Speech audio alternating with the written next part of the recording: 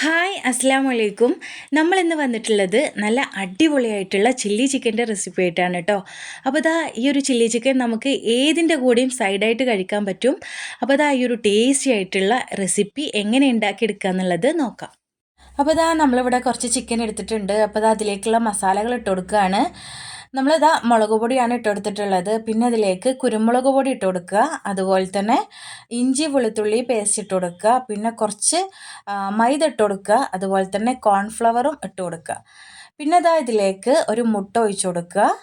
പിന്നെ കുറച്ച് സോയാ സോസും കൂടി ഒഴിച്ചു കൊടുക്കുന്നുണ്ട്. ഇനിയിപ്പോൾ ഇതിലേക്ക് ആവശ്യമായിട്ടുള്ള ഉപ്പും കൂടിയും ചേർത്ത് കൊടുത്തിട്ട് നല്ലോണം ഒന്ന് മിക്സ് ചെയ്യുക. എന്നിട്ടൊരു 15 മിനിറ്റ് നമ്മളിതൊന്ന് റെസ്റ്റ് ചെയ്യാൻ വെക്കുക. അപ്പോൾ ചിക്കൻ മാറ്റി വെച്ചിട്ട് 15 മിനിറ്റ് ആയിട്ടുണ്ട് കേട്ടോ. ഇനി നമുക്കിതൊന്ന് ഫ്രൈ ചെയ്തെടുക്കണം. അപ്പോൾ നമ്മൾ ചട്ടി ചൂടാക്കാൻ വെച്ചിട്ടുണ്ട്. അപ്പോൾ എണ്ണ നല്ലോണം ചൂടായിട്ടുണ്ട്. ഇനി ഇതിലേക്ക് ചിക്കൻ ഇട്ടുകൊടുത്ത് നമ്മൾ ചിക്കൻ ഒന്ന് ഫ്രൈ ആക്കി എടുക്കണം.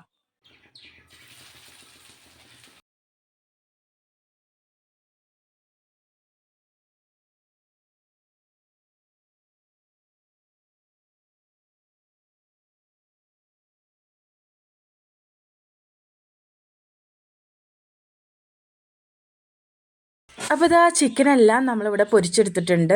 ഇനിയിപ്പോൾ നമ്മളിതിലേക്കുള്ള മസാല തയ്യാറാക്കി എടുക്കണം കേട്ടോ. അപ്പോൾ നമ്മളൊരു ചട്ടി വെച്ചിട്ടുണ്ട്. അപ്പോൾ എണ്ണ നല്ലോണം ചൂടായിട്ടുണ്ട്. ഇനി ഇതിലേക്ക് നമ്മൾ ഇഞ്ചി വെളുത്തുള്ളി ഇതുപോലെ ചെറുതാക്കി കട്ട് ചെയ്തത് ഇട്ട് കൊടുക്കുകയാണ്.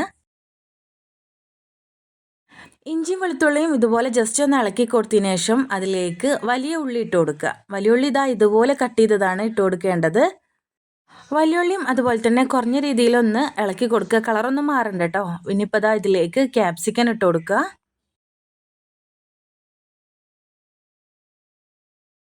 ഇനിയിപ്പോൾ ഇതിലേക്ക് പച്ചമുളക് ഇട്ട് കൊടുക്കുകയാണ്.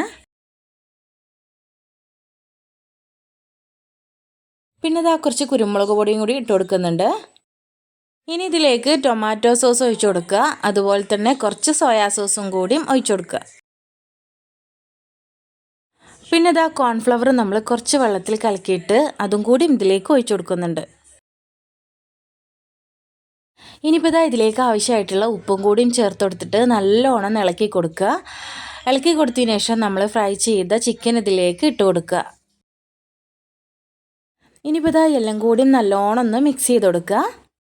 അപ്പോൾ നല്ല അടിപൊളിയായിട്ടുള്ള ചില്ലി ചിക്കൻ ഇവിടെ റെഡി ആയിട്ടുണ്ട്. ഇത് നിങ്ങൾക്ക് ഏതിൻ്റെ കൂടെയും കഴിക്കാൻ പറ്റും.